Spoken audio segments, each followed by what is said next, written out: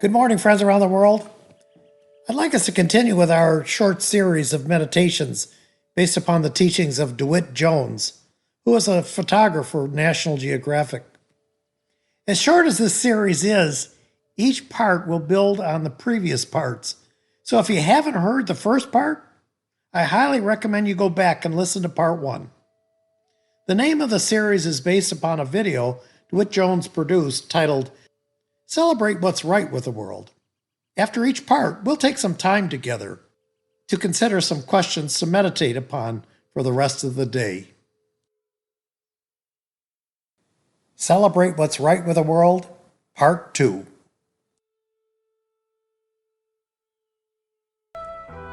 I would see it. I would see that light that shines not on us, but from within us. From within us when we trust enough to let it out. It was the same light I'd seen in nature that didn't have to trust to expose itself, but just graced us every day with the delicacy of a flower or the fading light on Half Dome.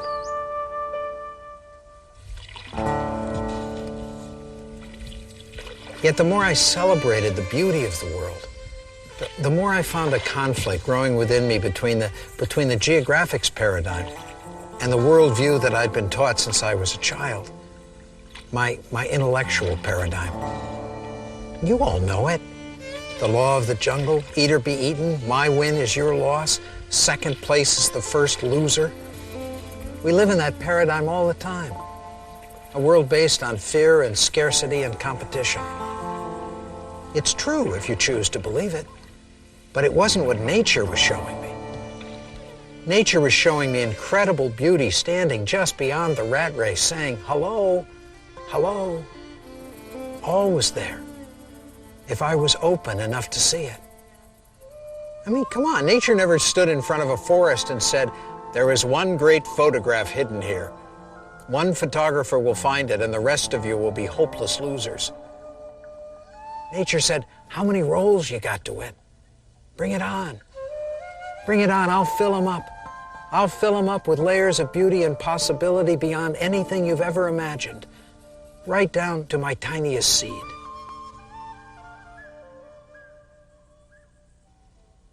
Do we choose to see those possibilities? Do we truly believe that they're there? Perception controls our reality, and if we don't believe it, we won't see it. I remember one time they sent me up to the Selkirk Mountains of British Columbia, and I came upon this great field of dandelions. But, I just wasn't into it, and I started to say, no, the light isn't right. I'll come back tomorrow. We've all been there. It happens all the time, at home, at work. I just can't get into it. I'll do it tomorrow. And then tomorrow turns into next week, and by the time I got back there, no more dandelions. I had puffballs. That wasn't the way I planned it. And I was just about to leave when a little voice inside me said, come on, Dewitt, what's here to celebrate? I know it wasn't how you planned it, but what's right with the situation? Where are the possibilities? And before I knew it, I was into puffballs, puffballs, puffballs, over the puffballs, at eye level with the puffballs, under the puffballs, looking at them from every angle until, whoa, whoa, that's what I found. It was there. It seemed it was always there, if I was open enough to see it.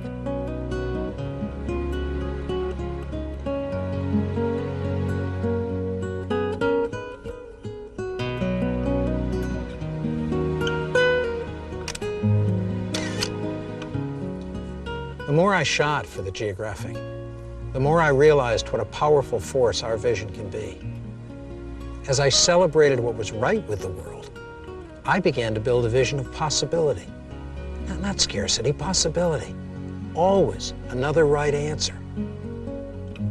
A vision that showed me that no matter how bleak and desolate, no matter how dry and devoid of possibilities a situation might seem, that if I was open to it, I could always find a perspective, in this case just by dropping down in that crack in the slick rock and looking back, a perspective that would transform the ordinary into the extraordinary.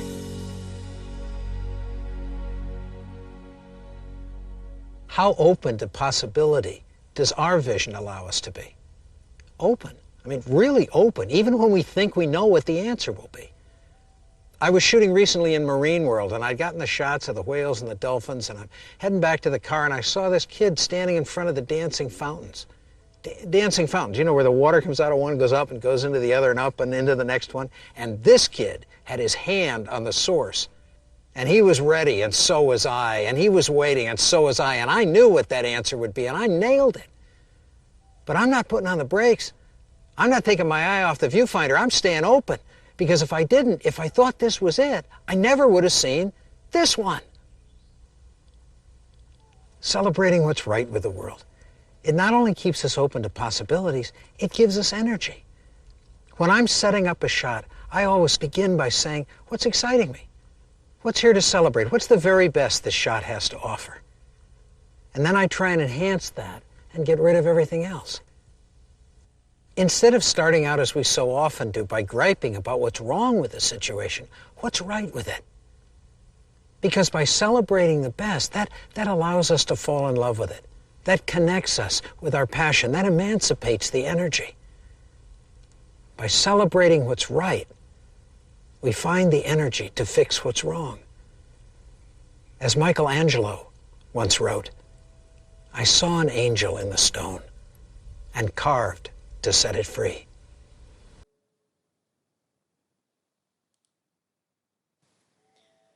Let's spend the rest of the time we have together this morning and consider these things.